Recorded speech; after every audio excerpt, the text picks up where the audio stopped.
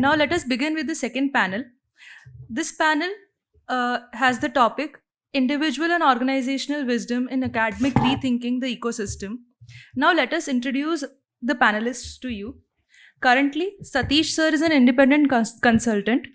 During the last 40 years, he has worked with the Steel Authority of India Limited, CMC Limited, ICI India Limited, Brooke Bond Lipton India Limited, which is now Unilever, in various leadership roles.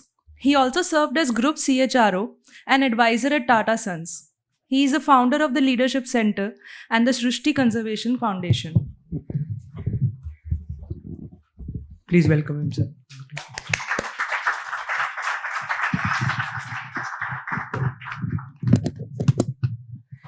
Next we have Mr. Debabrata Mohapatra. He is the head of human resources in Schneider Electric India Private Limited. He has served as the head of HR in Electrical and Automation IC, L&T and Tata Power. Please welcome him with a round of applause. Next, we have Mr. H.N. Srinivas, former Vice President, Total Quality and Business Excellence at the Taj Group of Hotels. He is an advisor at Tata Trust and Director, HR at HP, Global Delivery India Centers. He is currently working with Tata Trusts and Tata Institute of Social Sciences on major projects of skill development and helping youth from weaker sections of the society to get trained for livelihoods and jobs. Please welcome him. Next we have Mr. Srinivas Adepalli. He is the founder and CEO of GlobalGyan Academy of Management Education, providing digital and blended leadership development learning programs to corporates and managers. He was earlier the Chief Strategy Officer at Tata Communications. He has been a visiting faculty in strategy and is a wildlife photography enthusiast. Please welcome him. I request all the panelists and Dr. David Rooney to please come on stage for the panel discussion.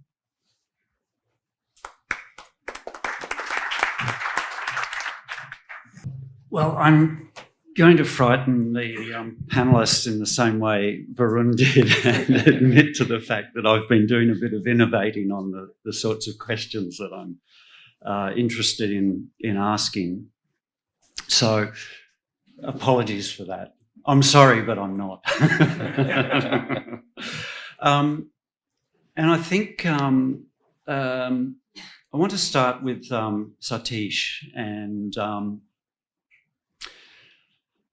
I'm interested to know from your perspective what you see are the frustrations of bringing new models of leadership into the corporate setting in India based on your experience, and are there any examples that you can offer to us to illustrate what some of those frustrations might be?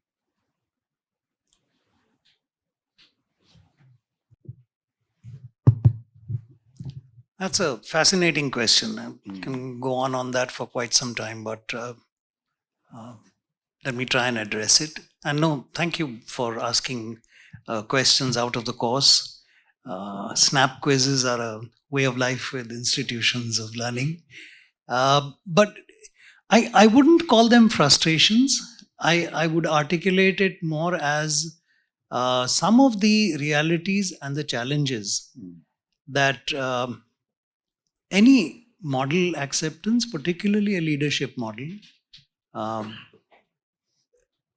carries with it in the context of an India situation, in the past as well as I think today. I think the nature of processing that happens within organizational leadership groups, teams, and in the minds of individuals, even founders today, is there is a experienced and a visceral wisdom.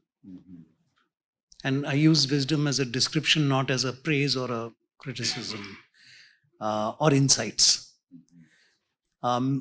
Many of us in these teams have seen that it may not even be articulated or realized, and which is why it is in a way visceral. A large part of the recent history of our culture and the subcontinent and the context has been such that we've lived with the dichotomy of received wisdom, which intentionally tried to dominate our thinking, and experienced wisdom of what you would call sanskar, often not even articulated but experienced and acted on, which made us, and I think continues to make us, live in parallel universes.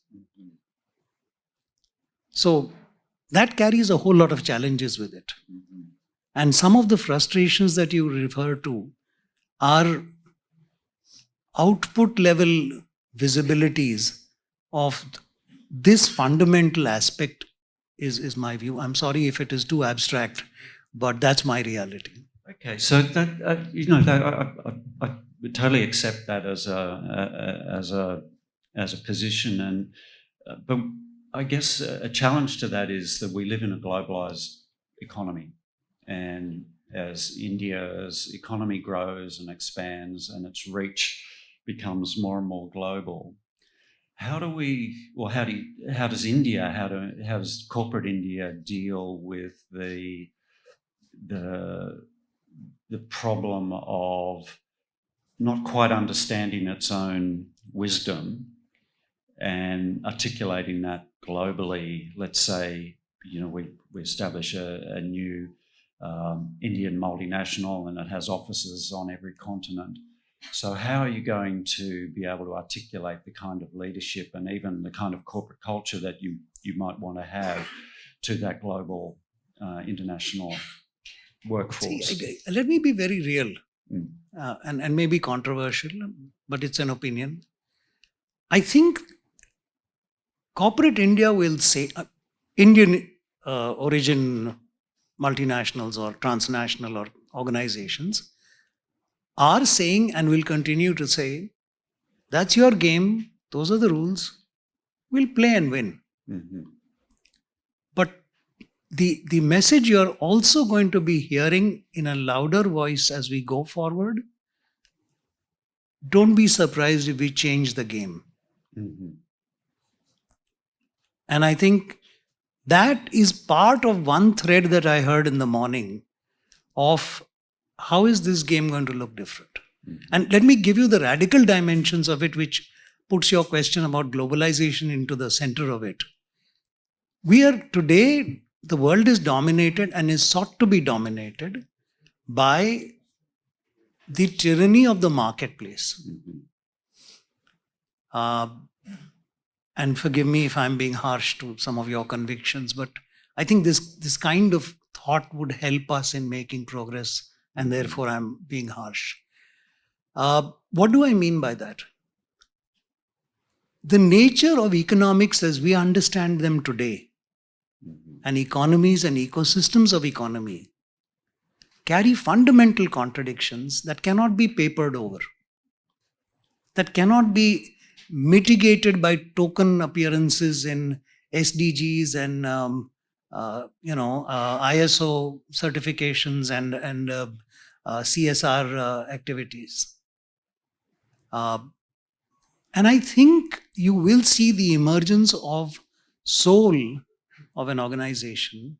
And it's not that it hasn't been visible in the West.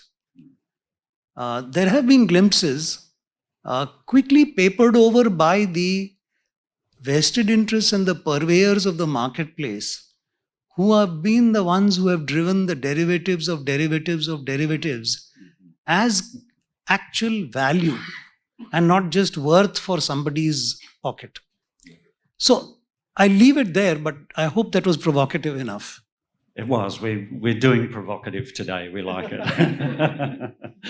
Debabrata, I want to ask you, and this is kind of picking up on a lot of the conversation from the previous panel and from earlier in the presentations, but and I mentioned the idea that there's an old saying that if you want to be wise, first of all you must have been unwise. So it's saying that first of all you must have failed. And I guess there's an idea, or there's a reasonable idea that there's a kind of failure which is a positive failure. In other words, we fail well. And so I'm wondering if we think about leadership in businesses, what do you think leaders need to do, and share any stories you have to help people in their organisations, their followers, but also themselves, because leaders fail all the time. What can we do to help people to fail well with a view that in the fullness of time, they become wise through failure? Yeah, good, interesting question, and not from the box that you have sent us. So, No, definitely, definitely not. Good. No, that let's us think on our feet, and it's a good question. I mean, how do you treat failure in organization? The question is, do you look at failure as a learning experience, or you look at failure as end of story? Give him a pink slip and ask him to go. The panel was there before talking about innovation. Now, most innovations, at least successful innovations, are products of multiple failures. I come from a product company, and we are probably in our ecosystem, we are one of the, when we were part of L&T, we were the most innovative part of that organization, with lots of patents and whatever. Did we achieve it in one shot, 2 shots, 3 shots? No. We had multiple failures. So the ecosystem has to look at it in that sense, that what we do with failure. Again, is it a step towards something more achievable? Are we looking at it that sense, or are we looking at it as an event, or it must move in a different direction? So that's one, as far as systems go. Leaders failing in the world we live in is not acceptable. More than to all these stakeholders, it's not acceptable to leader himself, because this is a world of tough leaders, successful leaders, right? And as a society, the amount of premium that we place on success means that nobody wants to fail. The leader doesn't want to fail, or at least he doesn't want to fail in his own eyes, right? Now, this is where the whole dilemma begins. Now, do I need to fail to become wise? Or I am wise enough to accept success and failure with the same degree of, you spoke about equanimity, right? So do I treat them on the same length, that whether it is success or... Unfortunately, the model, Industrial Revolution began in the West, then we adopted a whole lot of those practices, and we kept on teaching everyone in the schools, colleges, and other places that this is the way to go, right? Now suddenly, if we ask them that, hey, you stop, you become wise, right? And, to fail is not actually a big mistake or anything, but it is a learning experience. To put that into the mind of the leader is a huge challenge. It's a huge challenge.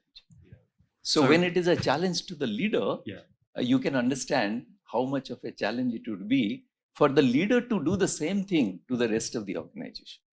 Yeah. So it's about, there's one element of it which is changing the language. So we stop talking about failure, and we talk about it as something more positive, that it's an opportunity to learn, it's an opportunity to gain wisdom, it's an opportunity to develop experience in the real world. Yeah. So that's the language which we need to use, probably. Yeah. And if you look at literature, most of the literature is about learnings from success. Yes. How much literature is there which tells you that these are failures? Yeah. And then there is also learning in failure. Yeah. Right? Yeah. So it's like if you look at the Harvard case studies that MBA students love to use. They're nearly all about success rather than failure. So yeah, very interesting. Yeah. Okay, let's move along. I want to, HN Srinivas, I want to talk to you about, we talked about integration earlier this morning. So how does a wise person integrate all the wisdom resources they might need? But another way of thinking about that is how do you make balanced decisions as a leader? And I'm thinking about the story you told me about sort of like the display of corporate responsibility that you were a big part of. So I wonder if you can tell us some stories about how you've seen leaders get balanced decision making, how they get a balance between thinking about profit and shareholders, and how they get and balancing that against the welfare and livelihoods of their employees. Yeah, good question. Interesting. At the outset, let me thank Mr. Surya and Mr. David and Mr. Rooney, for being in touch with me, and because of whom I'm here today, sharing some of these thoughts and ideas in such an august group of people. Me and Satish, of course, have worked together quite some time, and I have greatest regard for the kind of work he has done. Well, I was reflecting on all the sessions that happened since morning, and they use the words like polarity, paradox, and long-term versus short-term, financial goals versus non-financial goals. And some people use the terminology multi-stakeholder engagement.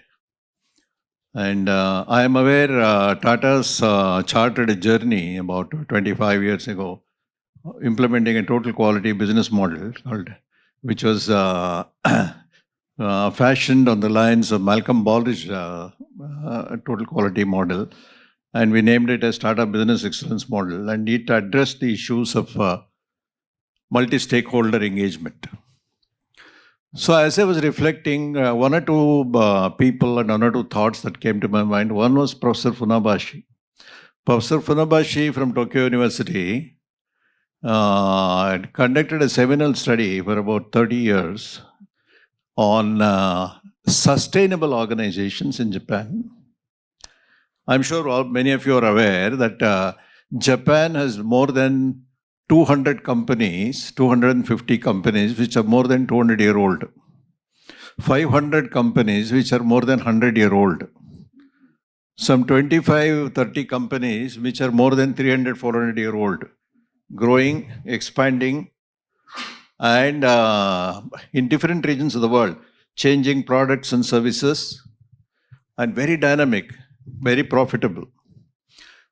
So some of the findings of his study are very interesting. A similar study was conducted with Jim Collins in the United States, when he wrote the book Built to Last. He alluded to the foundation of culture. It's a slow cooking item. It gets built over a period of time, several decades. And people who get associated with that culture, even in a short while, somebody works in that culture for a year, the rub-off is so strong and powerful, he starts behaving differently. And his sense of commitment and passion that he demonstrates is unique. So, while culture is like creating and protecting and enhancing a fertile soil, to reap a very, very profitable harvest on a future date. And ignoring the soil can have its repercussions, and it can have its, it's short-lived, glory. Even if something grows, you can't take a second crop, you can't take a third crop, and after 2 years, 3 years, the repercussions will be found. So, this has been addressed in Tata organizations eminently well. Not that because I represent a Tata organization, but having looked at many other companies, I'm sure so many other companies also have done, but my experience with Tata companies, I think, highlights how this has been achieved. So can you tell us how Stories, they okay. actually did that? Yeah. See, when Mr. Jamshedji Tata started, he decided to set up a steel mill in 1892, 93. The thought came into his mind that steel is an important infrastructure requirement for the nation and a steel mill has to be set up.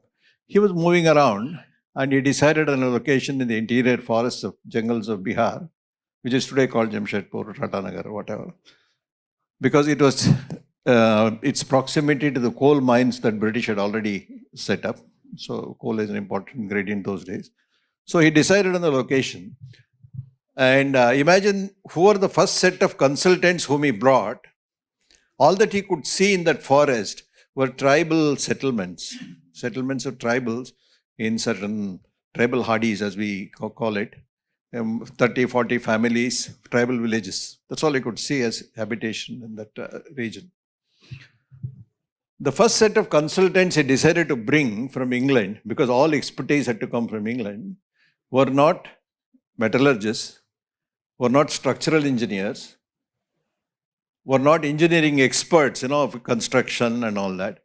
They were two Fabian sociologists, Mr. and Mrs. Sidney and Beatrice Webb.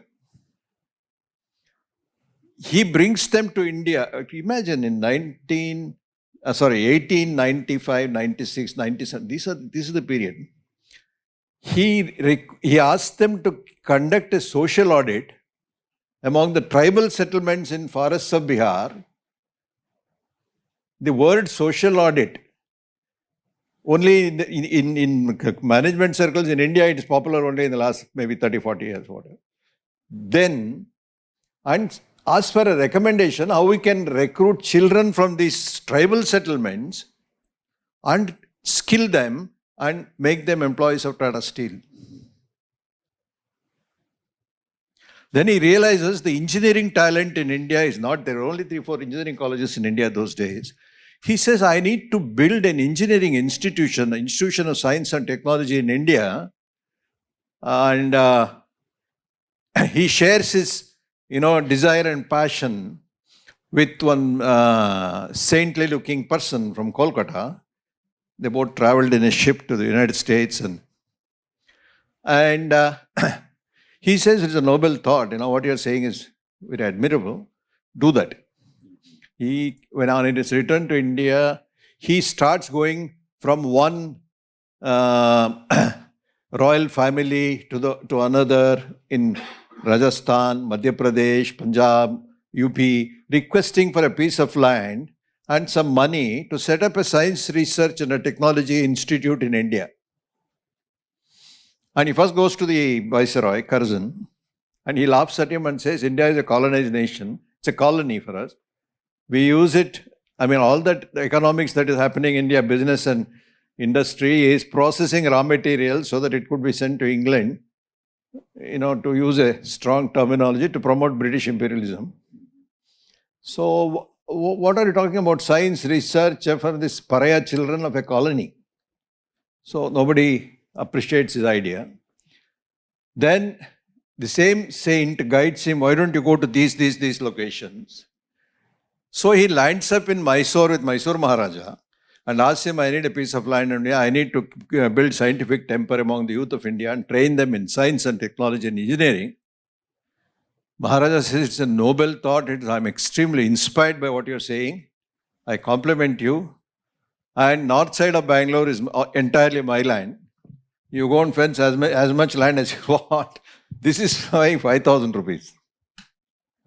Now, imagine in 1897, if somebody has to spend that much time traveling from one corner of India to another corner to establish an educational institution, is it not built to last? He's an industrialist. You see, I can keep narrating a number of stories like this where these people have laid the foundation to align. See, an organization is a collective human endeavor. But I think there's an important message there about time. And my view of developing wise leaders is that you don't do it by setting up half-day workshop on wise leadership and bringing a bunch of people in and telling them what it's all about and then sending them back to the workplace. It's almost like a lifetime enterprise. And I think it was Plato who said that nobody should be allowed in any kind of leadership role until they've had at least 50 years of education. 50, not 5, not 15, 50. So, yeah, there's a very important I'll issue just there. take one more minute. Yeah, go ahead. I just want to add there's a message if you look at it, and this is an apocryphal story in the group. The founder, Jamshedji, whom he was talking about, is famously attributed this story of somebody asking him about profit. And his response was one of the things that I think is a message. Profit is like breathing. If we stop breathing, we die. But we don't live to breathe. Only to We breathe in order to live, there has to be some purpose for which you're living and for which you're making profits. That's a great point. Now, we're starting to run out of time, so I'm going to move on. Srinivas, and I've actually got the most difficult question for you.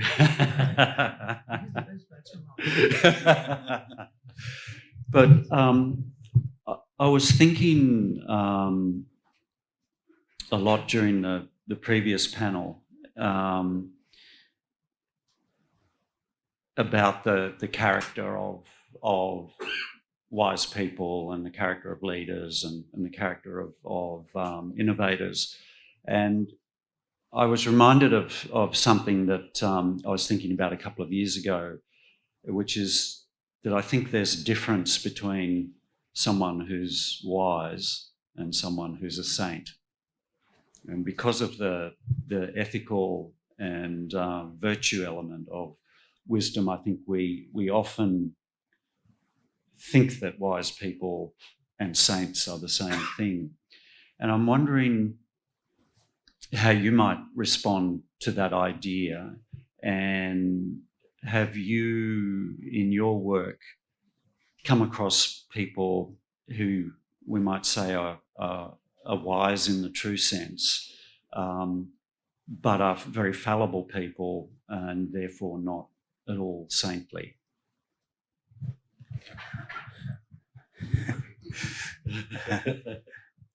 Yeah, so I do agree with your thought that wise people and saints probably are not the same, and particularly in the context of leadership and rethinking business. And so if you're thinking about wisdom in the business world, I would treat wise people more like coaches, okay? People who are not just creating wisdom for themselves. See, we are talking about wise leaders, right? So it's also about the wisdom that I have created through my own experiences, through my reflection, through whatever I have created. So the saint could just stop there.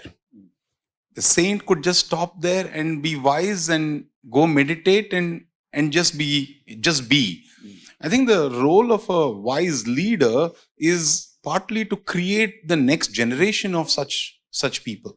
Okay? So for me, often the wisest leaders have been those who have figured out ways to convert their complex ideas into something that they can offer to others so that they rise. Right?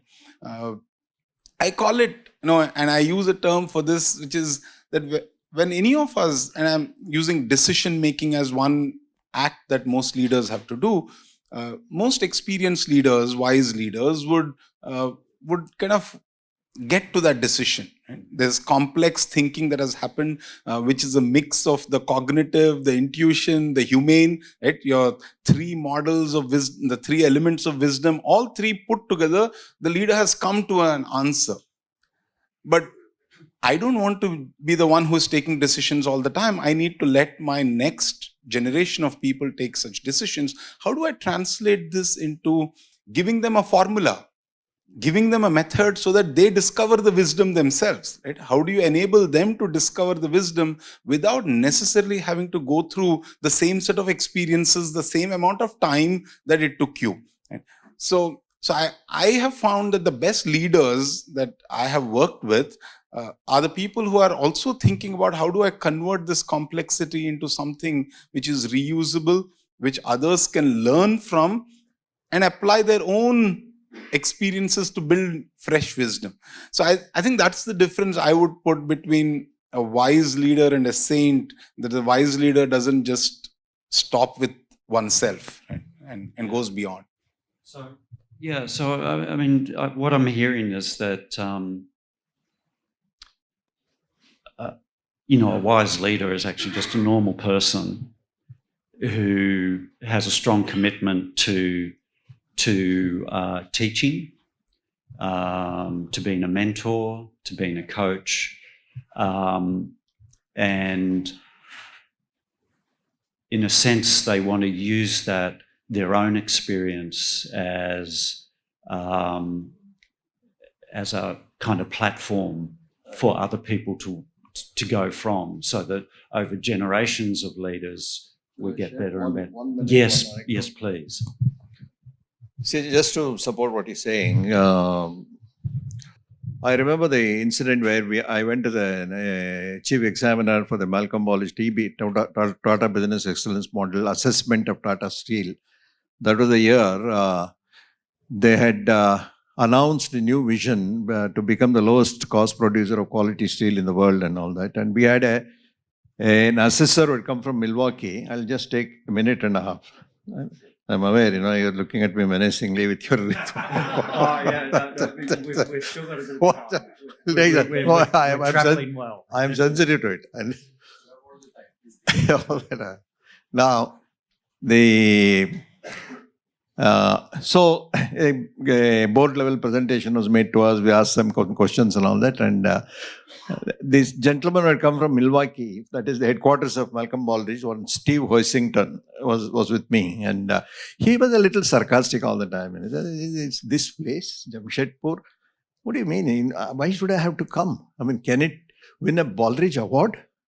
Can it be a world-class company? What do they mean by saying world's lowest cost producing quality steel? A company, we produce the lowest cost steel in the world. What do they mean by world? Do they know what is world? There is a Hugon steel, there is a Nippon steel, there is a American steel. And have they seen the world?" I didn't answer him anything. I said, let us do the assessment impartially. And when you come across a situation where it is not world class, you can reflect that in that. Why are you asking me all this? Well, let us ask questions to others. Mr. Irani had told us to go and meet an internal communications cell.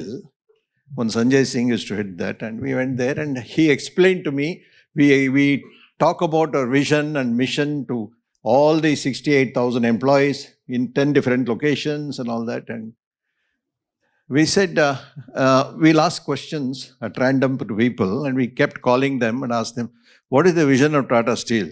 Lowest cost producer of quality steel in the world. Everybody was repeating it. This Steve used to smile at me and tell me, Srini, come on, don't get impressed with all this. It's a spiel, they have by hearted. So don't get impressed with this. Then we went to a mining area in interior place in Bihar, Jharia. We went into the coal mines, several thousand feet below the surface of the earth. And they were digging the coal and putting it in those containers which are being taken to an elevator. And so there were about 25 miners. And he said, call one of them. At random, I called somebody. Let us say his name is Ram. Hey, tell me, what is the vision of Tata Steel? I asked him more questions. I asked him, he said, in Hindi of course, Tata Steel has to become the lowest cost producer of steel in the world. Now, see, this is a spiel I told you earlier. Ask him, what is he doing differently today, which he was not doing earlier, which makes him the world's best company. I thought it is too much for a tribal employee from a from interior Bihar to be answering this question. I asked him. And this surprise element was there. He said, "Sir, please come." He took us to a corner where there was a graph. He explained to me how he went through certain training. Every month he goes through some training and upgradation of his skills. And they have taken a target of digging so many tons of steel every month, and how they are outperforming their targets every month by learning new techniques of how to dig this ore and increase productivity of this mine. We are contributing to making Tata Steel the lowest cost producer of steel in the world. He said that, huh? You know, And that's, I translated it to this Steve. Steve, this is what he's saying. He opened his mouth and didn't close. Is this what he said? He asked me. Yes. I have no questions to ask. This is a world-class company. yeah. I mean, And we came back. that's a great story because it reminds me of Socrates and the Socratic method, which is to simply ask questions. Training. Yeah. So there's an important message there for leaders in that I think leaders are not paid to know everything. They should actually be paid to ask questions. I think that's part of the message I'm getting there. Debabrata, I think this is going to be our last question, but an important part of wisdom and being a wise person is self-reflection, contemplation. And I'm wondering, what do you think we need to be able to do with leaders today to help them develop that capacity for self-reflection, contemplation, self-awareness, self-knowledge, those sorts of things? Yeah, I think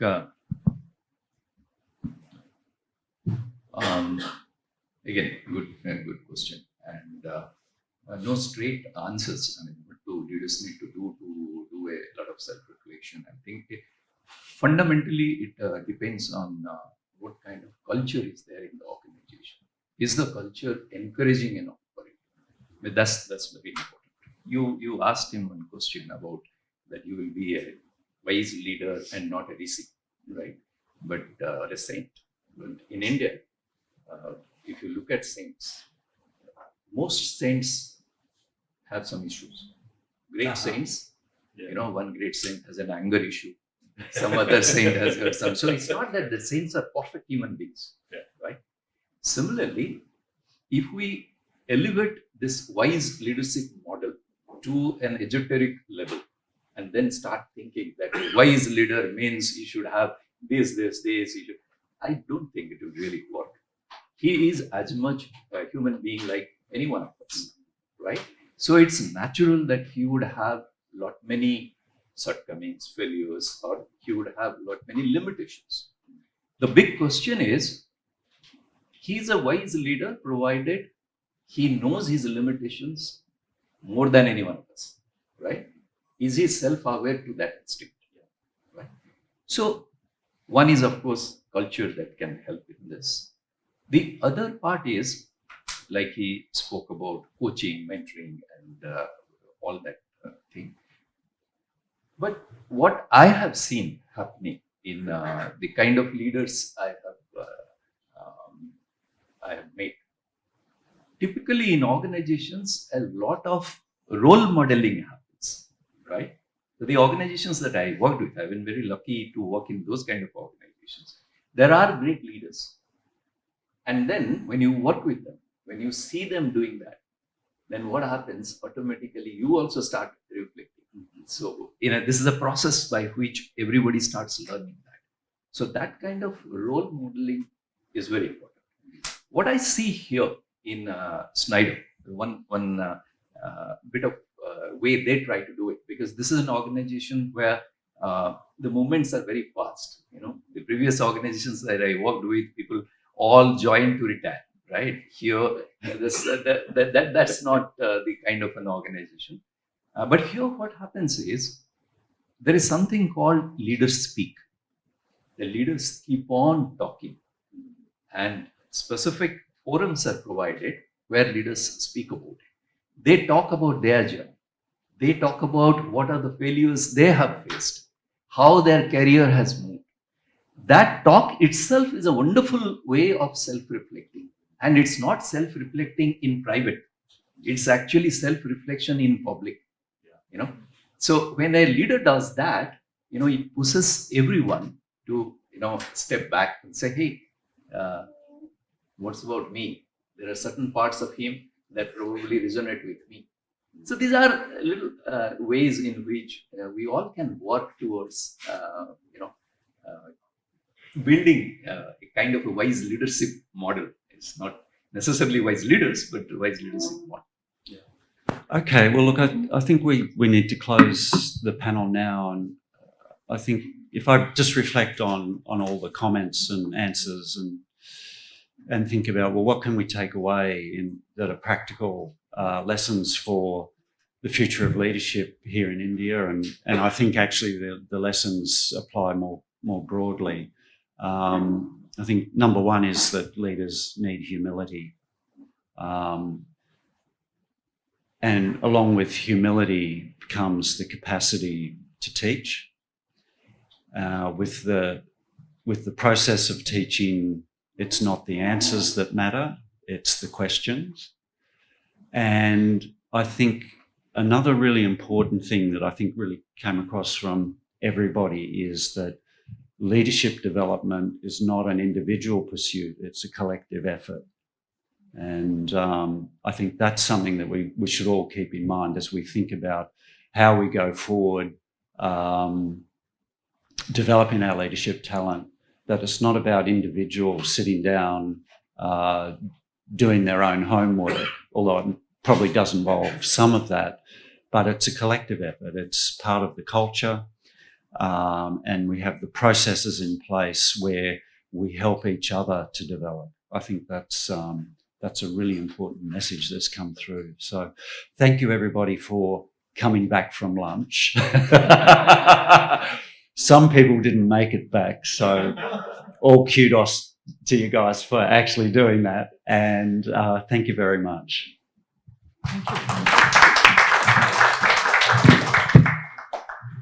Thank you so much, everyone, for the fruitful discussion. I would now invite Surya sir for his closing remarks.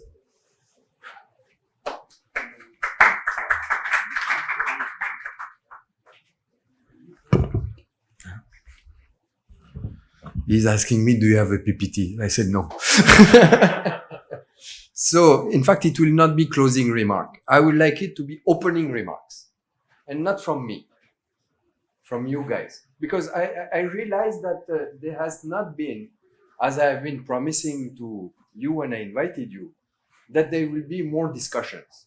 So I would like to maybe open some people who have been not part of the panel and who have been patiently and listening, and some with interest and some maybe big eyes and some maybe irritation because they had some other kind of point of view, to come forward and share them from where you are, from your table. So can we try that? Yeah. So in any of the two panel subject matter, let's bring it at that level. So your comments, your insights, your different point of view compared to what has been, let's say, spoken about, something you would like to add, please, all yours. Yeah. Anyone? Yeah, so Yes. I am British and KPIT. Those who are not familiar with KPIT is a leading software integrator. We work with all leading mobility players across the world, and we are at the cutting edge technology. KPIT, if I go just financially, it has been one of the enormous wealth creators in the last 2.5 years. Market capitalization was 300 million, now it is crossing 3 billion.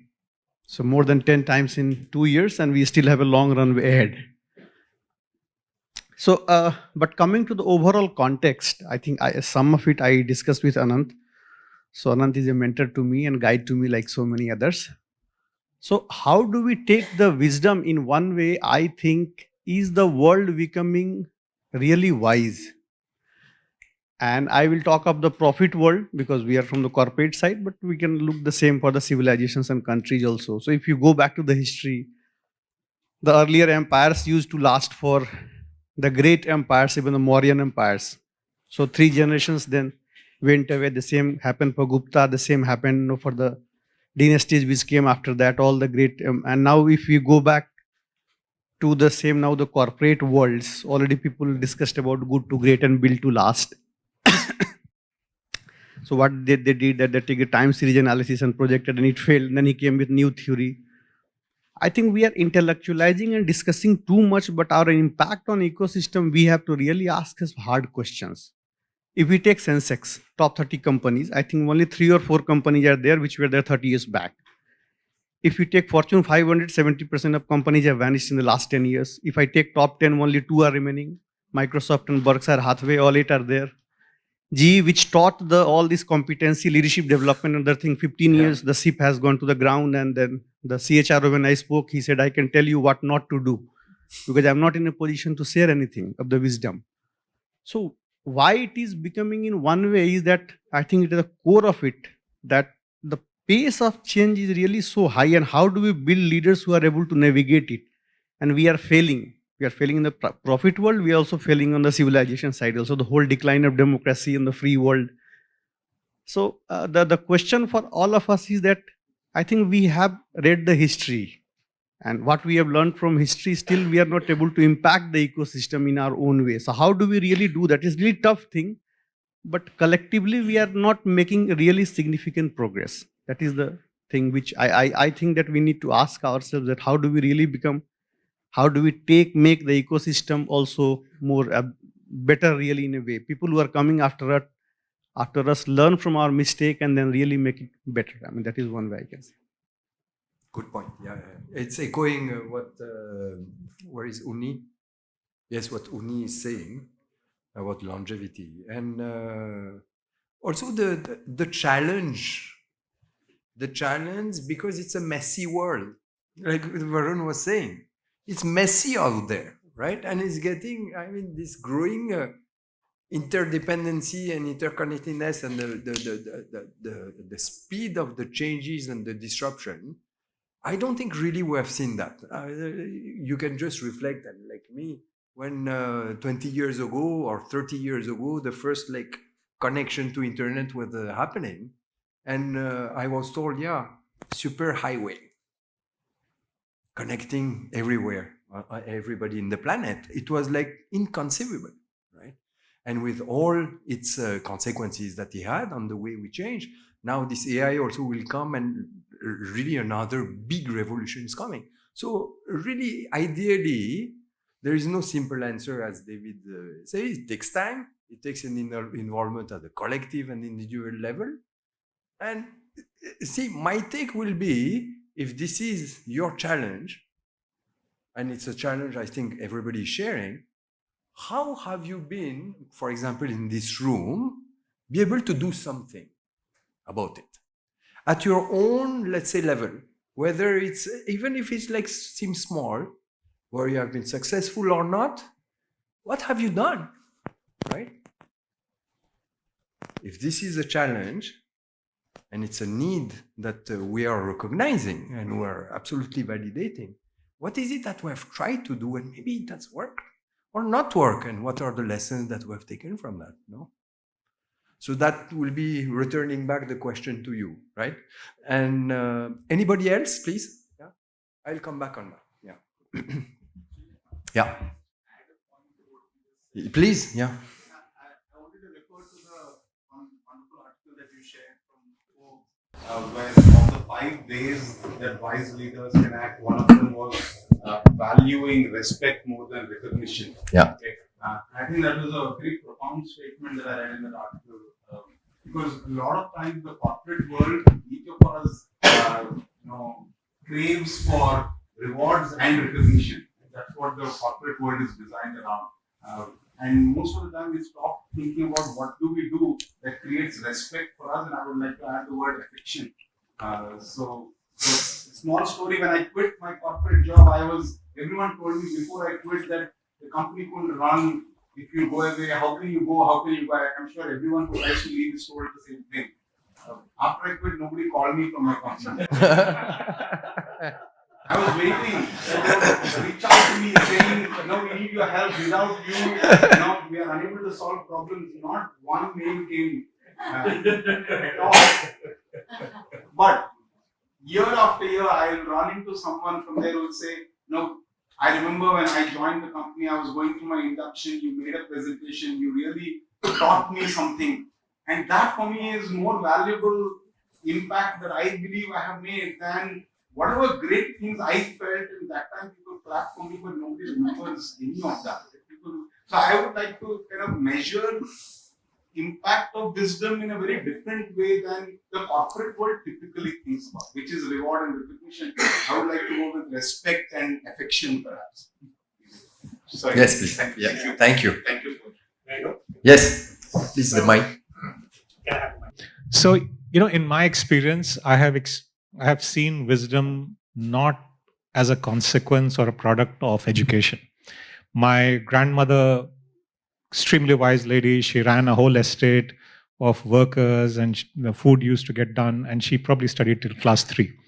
Very caring, kind lady. She would do the right thing for the environment. She would do the right thing for a society, the village that we lived in. And I've had the privilege of meeting such people in different walks of life, even in organizations. Worked with a fine dining restaurant where the workers were all from an education background that none of us have had the opportunity to be that. And what therefore I have learned is that it's a capacity available to each one of us. And it is available to us provided there is. Is it? I'm seriously making a very thought-provoking point. Clearly, the bursting. The bursting. So it's available to us, and it's available to us and nature has gifted it to us. It comes to us in moment of contemplation and appreciation of what's going around. And it doesn't matter what kind of education we are gifted with. So the reverse question then for us to ask is that how can we create those conditions in our institutions, in our society, that makes us laced with wisdom in everything that we do. Thank you for sharing this. Yeah. Yes, Ratika. Yeah. So I was listening to the last panel, and what I understood was that it's very important to have a reflective phase. You can think about things, but and that leads to wisdom, right? But I often wonder that for being able to reflect truly, you have to see things as they are, right? And I often feel that leaders have blind spots, and they create narratives, also get pulled into their own narrative. As somebody said, external reflection, right? And they start getting pulled into their own narratives. And I'm wondering if we are also creating a space in this wisdom framework to some kind of a groundedness about opening yourself to candid conversations. Otherwise, it'll just become, if I can use the word, wise washing. Yeah. You're told that you're a wise leader, and whether it really is true, we don't know. And I think that candid conversations are important. Yeah. So I will try to answer that, and David, you can add something if you want. From my experience, the key question here is about what you find both in Greek philosophy, when you look at the works from a French philosopher who is called Pierre Hadot, and is looking at what is Greek philosophy about. And he's saying it's not just intellectual, let's say, kind of stimulation and thinking through things. It's really how I can transform my way of living, my way of facing situation, and so on.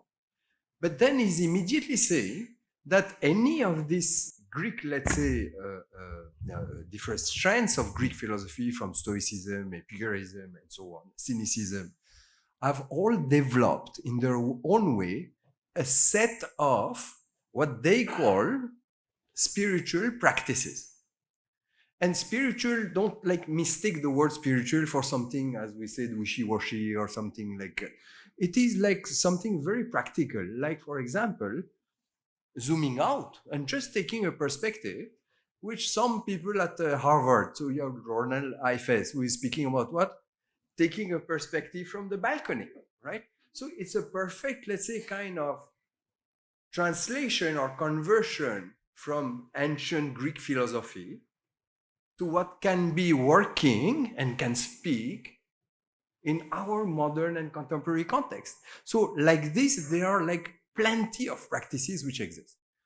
Now, coming out of Greek philosophy, there are also many practices which exist. For example, in China, I'm teaching both my executive students and also these younger students Tai Chi. And why is it important? The space from which we can go, which is where you can access the capacity to see things clearly and with a certain objectivity, can be cultivated also through bodily practices. I think it's very important to remember that we are not just floating brains. Even though if we tend to think of this wiser leader or the smarter leader as like an amazing brain with like a superior IQ, but it's not true. And one example I will give you, just speaking about my way of including that in my way of living, is that because I have been practicing, and it could be yoga as well, Tai Chi, for example, for years now, I feel in my body immediately when I am disturbed. And I listen to this body, and my body also knows very well how to come back because of the regular practice day after day, years after year, to this space where you are grounded, where you can then contemplate, then where you can reflect, right? So there are so many other practices, so yoga, breathing, and so on. There are also what is called, Ashish is there? No more, yeah. So Ajinkya knows, there are many also upasanas. In the Upanishad, you find many, it's difficult to translate what is upasana, but for example, one upasana, one, let's say contemplation or meditation, just to give you an idea, is about really assimilating at a deeper level of your being, what? This reality of interconnectedness that we are speaking about. As a cognitive, let's say, think it makes sense and everybody will agree, yeah, it's easy, cause and effect, and it goes here and there are like upward causation, downward causation, horizontal, and it's like just mind-boggling. Everybody understands. But how do you bring it back? So it's amazing that the Upanishad are proposing some sets of what they call upasana for us to be able to come back to this and do it repetitively, till it becomes like what David was saying, spontaneous, automatic, right? Becomes grounded in our being. So this is my way of replying to that question. I don't know if it's something which is helpful. Yeah?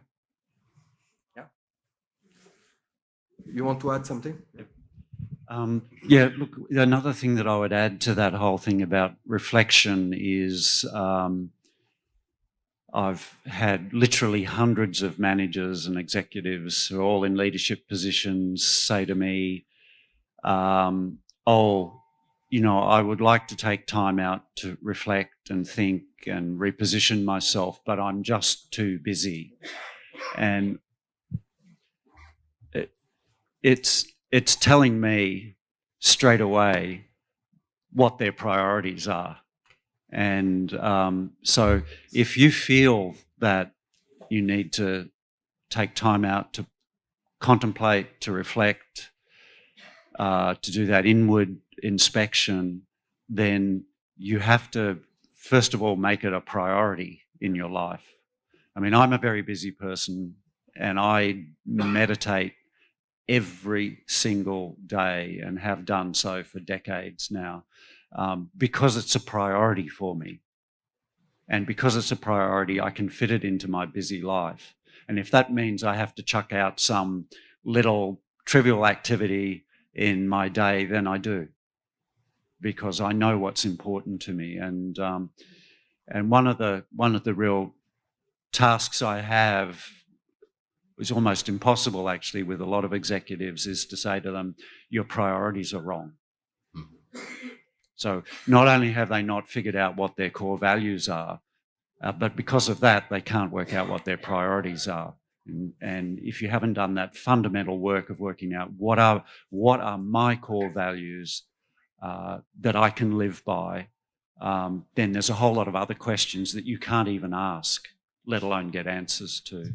So yeah, that's all I would add to that inquiry. Yeah. Yes, Sunil. Yeah, it's a great question that you asked. In most of the organizations that we have gone into, we have seen the existence of what we refer to as the Great Wall, the Great Invisible Wall, which is built up of what we refer to as hinge assumptions. Hinge assumptions are maybe similar to what you are referring to as blind spots.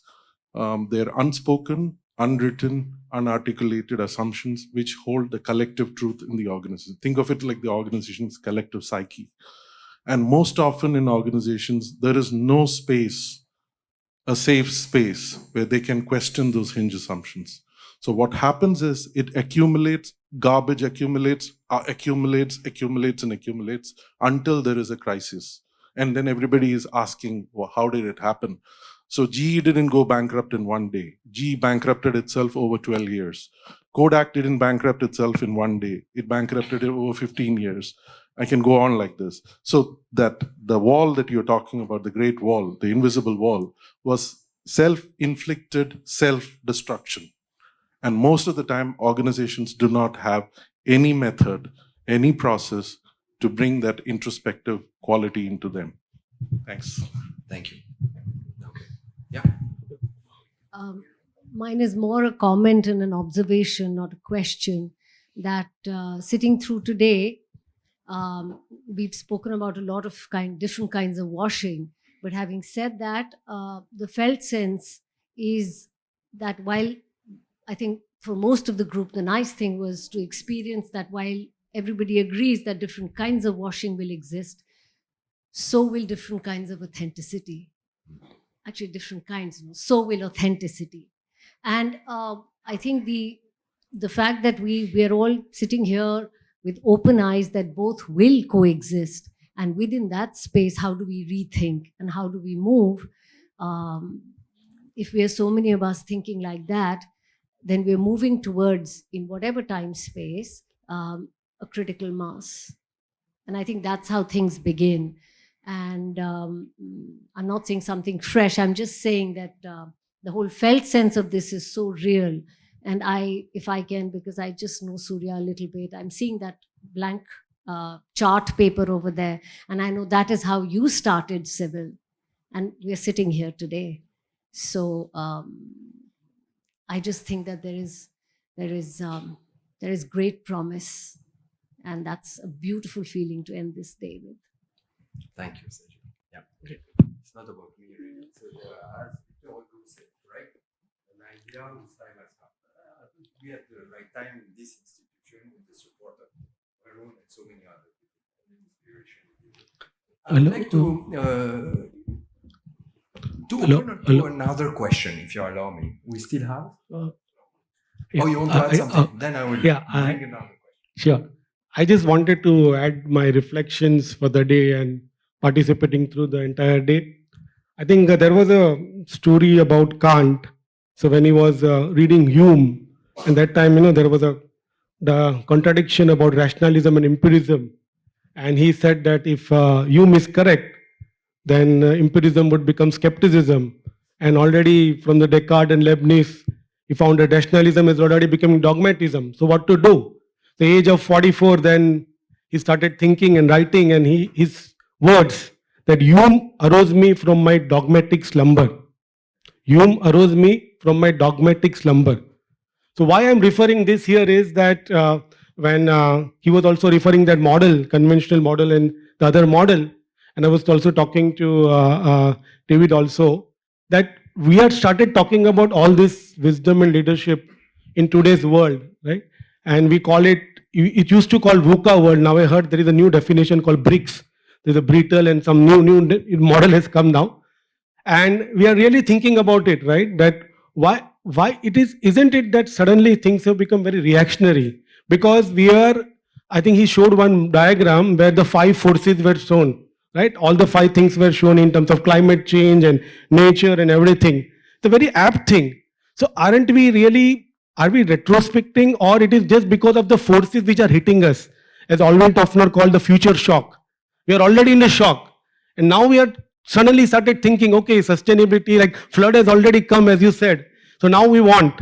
So we talk about value. In our organization also, we don't talk about financial value, but we have a coin called 360-degree value. And now we are calling financial is one part, sustainability is another part, inclusion is another part, talent is another part, which is very good, and it is very good that we are evolving. But aren't we reacting? That's the question. And is the wisdom really true sense of reaction, or it is more of proactive action? I think that's the question we really need to think ourselves. Because finally, I think that's one kind of a thing that we are living in the alternate worlds. And I was also talking to Varun then when he was talking about this paradoxical entrepreneurship and the wisdom, right? Both conflicting. And then when Professor Ashish was sharing, I was able to find that answer within that, because he told about 4 things, right? Dharma, earth, calm, and moksha. So what I was thinking is, if you had like earth and calm as an entrepreneurial mindset going this way, and then you have this dharma and moksha holding you. Dharma is the purpose, and finally destination is what is the moksha. And if you keep them, maybe we can find a golden mean somewhere, because our ancient rishis and seers, they have technology, they had science, and they had individual liberation also. They have balanced it. They were knowing all this science and technology and everything at scale, not only at individual level. So if we rediscover that, probably I think it will help us to a step closer to bring the wisdom in the real sense. Because again, to be wise, right? Again, it's a need of practice, as I think Professor Surya relates to Vedant very well. But it's Shravan, Manan, and Nidhyasan. It is not just listening, but reflecting and then walking the talk. I think that's very, very important. And wisdom is, I think many of them talk about Socratic, etc. So there's a story about Socrates that he was considered the wisest man in Athens. I don't want to take too much time, but in the story, like he says, he doesn't know. So then he said, why you are considered to be the wise person? Then he only said, I know that I don't know. I know that I don't know. And because of this, he was considered the wisest person. So I think the wisdom starts from there. I think we really need to unlearn all the things which you inherit and really understand our roots, right? And we really need to understand the roots, because we're looking at the fruits and discussing many things. I think we should look at the roots and rediscover ourselves. Probably that will connect us back to advancing wisdom in innovation leadership. That's just my reflection.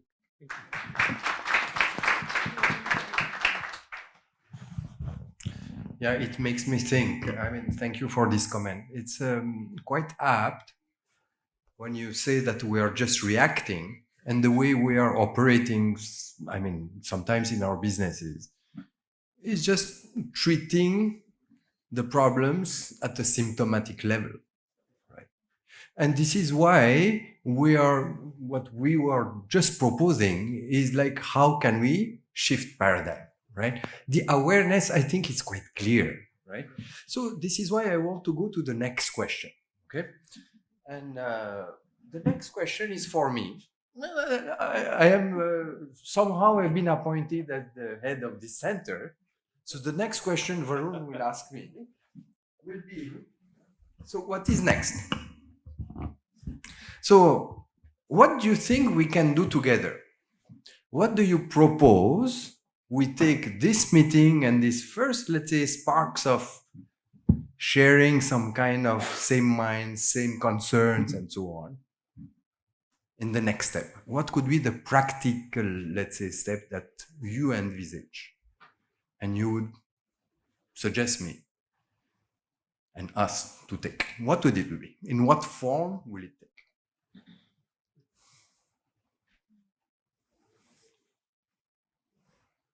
Take your time. I know it's a tough question.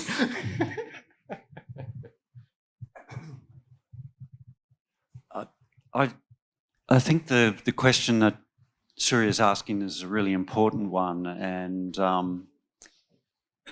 not only is it important in and of itself, but I think we have an opportunity here to bring fundamental knowledge, the sort of stuff that I work with and other people that we know around the world, and find a way to translate that into practice in workplaces. And, you know, in terms of creating wise leadership, wise innovation, wise workplaces, it's never been done before anywhere in the world. And so there's actually an opportunity here with this group of people. If we put all of our minds together and we can find a model to make it work, there's an opportunity to do something that has never been done before, and something that could end up becoming basically a role model or a model of some sort that could be replicated across the world. But I guess part of it, a big part of it is, can we find a model that will actually work? So, you know, that includes a model that brings the right talent together in the right kind of places to have the right conversations, a model that brings the right kind of financing to make that happen, and a model that brings the right culture. And we've spoken about culture all day without really burrowing in and saying exactly what it is. So there's a great opportunity here for us to do something groundbreaking and world-leading. But those of us on the academic fundamental research side of things, we need to come into dialogue with the practitioners and the people who are like-minded, so that we can get that hybrid cross-pollination of the two different kind of intellectual spheres, the practitioner sphere and the fundamental sphere. So I'd just like to say that as a motivation, really.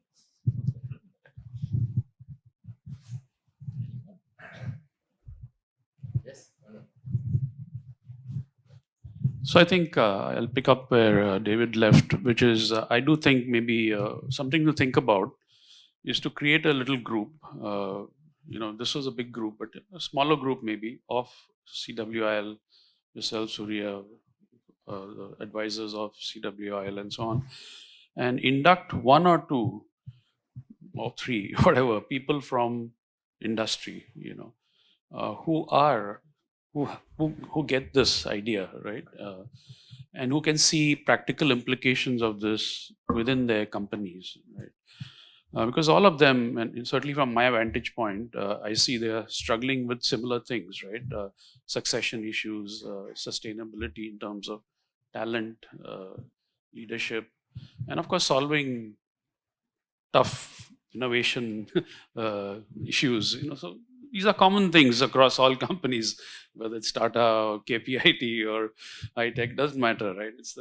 These are the kinds of things that are germane, and how to solve them in a way that you talked to like with the context of the web of Indra, you know, because we look at a small piece of the web without truly understanding the full interconnections and consequences and all of that. So maybe if we can develop a model, to your point, together, co-create a model.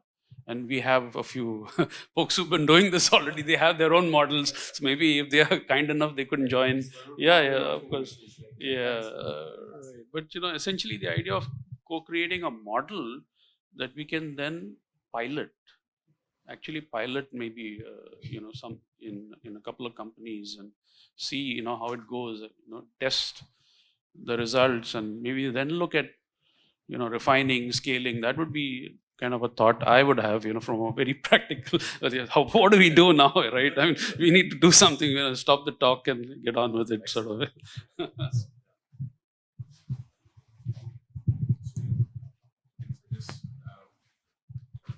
I think when I saw the agenda that you presented in the morning in terms of what you're focusing on, you talked about from Indian scriptures and in the wisdom from Indian Eastern space, and you also talked about history, that you're going to write papers or do research.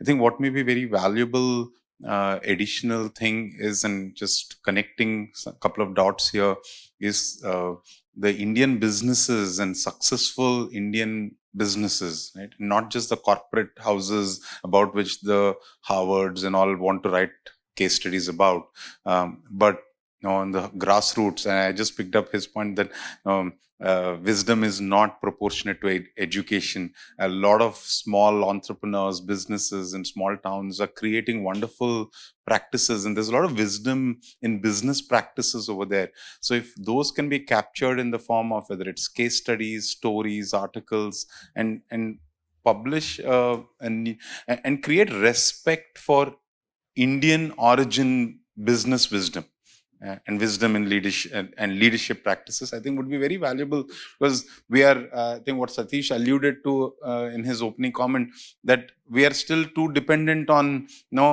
has it been endorsed by one HBR article or not, right? When I went to a client recently and I was talking to them about some practice, and they said, is there any HBR article on this topic? I said, why are you looking to an HBR article? No, we have Indian examples that I can show you. Said, no, but if there is no HBR or Forbes article, then it is difficult to implement this practice. So there's a lot of this. So I would urge you to take the lead in maybe creating that body of knowledge that builds respect for ourselves, right? So that would be one practical suggestion from my side.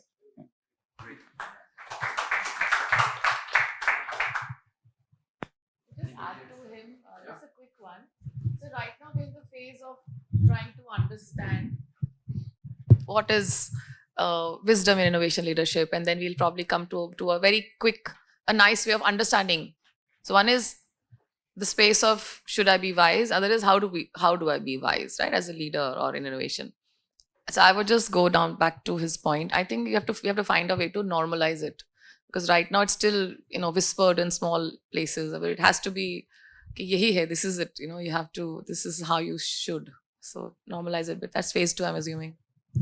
Small thought. If I just omit one word of the entire agenda, then there is one thought, maybe count as a wild idea, but we are rethinking. I'm just removing the word business for the moment. Wisdom, innovation, leadership. Yesterday also talking to one of the chairman of a very big, large educational institute, and then we were discussing about innovation and leadership in the young minds. And I just heard about one story about India. I think it's circulating in the social media a lot about Mr. Deepak talking about how much entrepreneurship is starting. So is it possible to also tap onto the young minds which are been shaping up, right? The young school, because see, first of all, it's very difficult to, already the plasticity is there in business leaders, right? As he rightly gave, if there is already a Harvard tag or some tag, to uncover it itself is going to take us a lot of time and energy. But where there is a fresh blood coming, right, they're not so far exposed to many other things. So is it possible to take innovation, leadership, and wisdom, combine, and help them, because they are going to be the future Tatas and the Birlas and the Ambanis. So maybe it's a little bit a long road, but hopefully a very deeper road and a meaningful journey. If we can at least pilot it in some ways, in some areas, it can really yield long results. And of course, they will create future business. So first of all, thank you. Thanks to everybody for coming and coming back after lunch, as David said. Appreciate that. So one thought was, in terms of practical next steps. So those of you who are in organizations have leadership and development programs for your people. The question is, might it be an interesting exercise to take a leadership and development program? Could be at Accenture, it could be at Ernst & Young, could be could be at KPIT, could be at your company, sir, and see. Well, here's kind of how we're trying to train our leaders today within our company. If one were to take these wisdom principles and try and infuse them into our leadership and development training program, how would it change? Would you add individual modules? Would you rethink the whole thing? Would you basically just take existing modules and infuse certain principles into it? I think that would be an exercise that fits sort of an education institution like ours. It would add immediate value to you in that your own learning and development curriculum would be enhanced, if you will, if you chose to, with these newer principles. And then when you actually try and do that, as you said, as you saw, I'm a big fan of failure. We'll probably get it wrong, right? And we'll probably say, oh, that was a bad idea. And we'll fix it, right? And get it wrong again, we'll fix it. But then you practically begin to fuse these ideas that sound really good in a conclave back with the realities of the office when you go back and say, okay, my next leadership and development training program is coming up, and I listened to something interesting, but I'm not sure how it actually plays. So that I would volunteer actually our CWIL resources in order to work with anybody on their leadership and development program to figure out how to bring some wisdom concepts into actual curriculum that you're running at your institutions and your companies.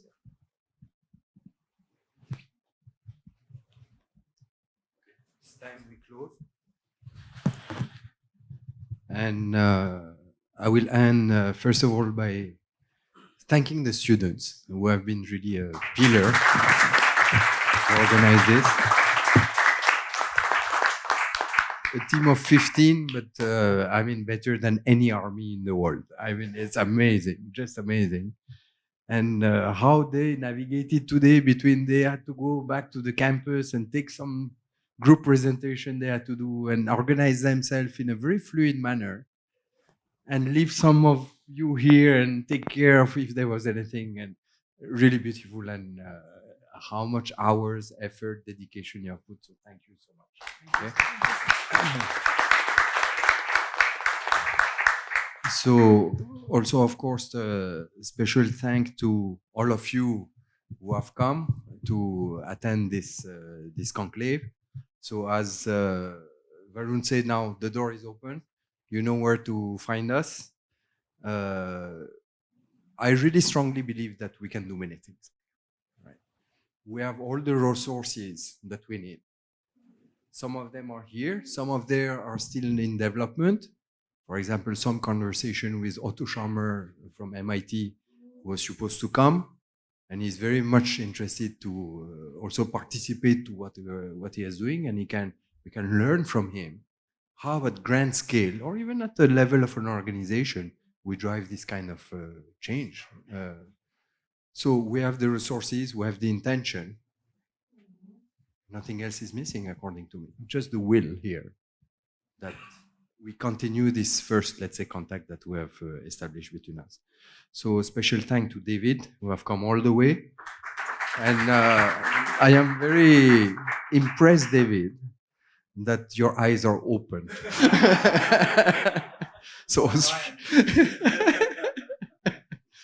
what he told me, the first day it came at 12:30. And he said, you know what, Surya, what I will do now? I don't feel like immediately going to sleep. I will go and have a run on the beach, because he's on Juo Beach. And I said, yeah, but what is this idea about? Why would somebody who has like traveled so long and we must be physically exhausted go and run on the beach? Then he said, this is what resetting all my body and all my clock, right? So thanks a lot. And Uni, for your amazing contribution, and all the guests that you have brought with you, Anant also as well. And I think, did I forget anybody?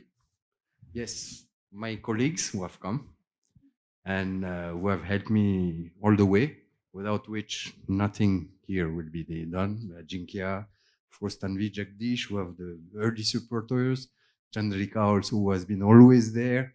When I had some doubt about, hey, what do I do? I don't know how to do a conclave. I know how to speak about Upanishad and so on, but organize a conclave, I don't know. So she was always there at the right time. So thanks a lot. And I think there is a small snack here for you before you go on the road. So please have some, I think there is some, yes?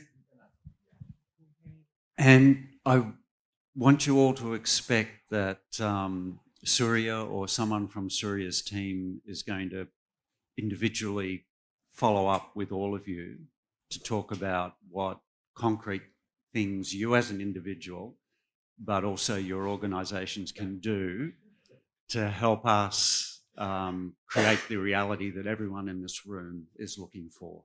So that's my final word. So that will be the final word. Okay, thank you so much. Thank you.